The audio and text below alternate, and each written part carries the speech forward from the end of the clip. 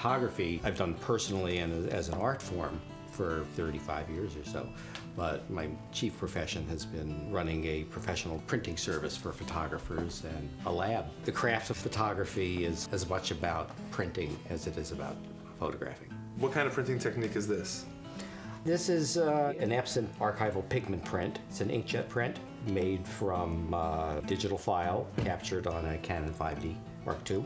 And it's printed on double-weight fiber-based paper. It's called Ilford Fiber Gold Silk. It's designed to mimic traditional black and white fiber paper. So it's very sharp because there's no plastic cover on it. Resin-coated prints that are very shiny get that high polish because there's a very thin resin coating, and that little layer of plastic actually diffuses the image a little bit.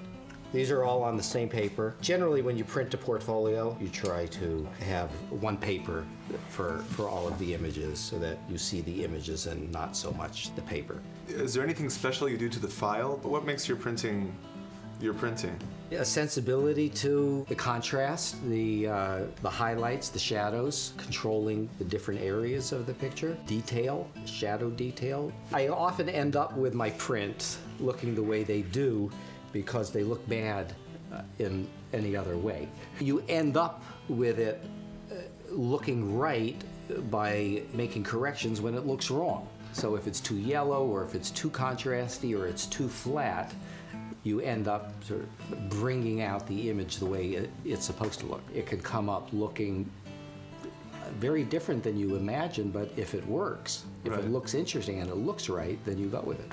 Although it's done on a computer, you have to remember that Photoshop is actually designed to emulate the analog practices that existed before Photoshop. Mm-hmm. So when you hear terms like crop, burn, dodge, these are all things that you would do in the darkroom.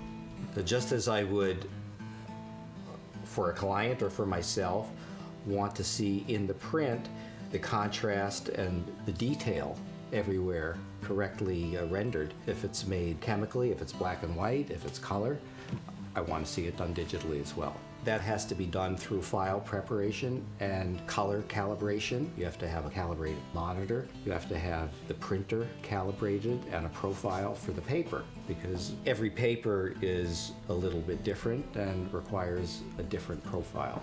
Your goal is to get the print to look like what you have on the monitor. There are many things to control, but the basic sensibility of making a fine print is really the same. I still feel like I'm a printer, whether I'm doing it digitally or traditionally in the darkroom.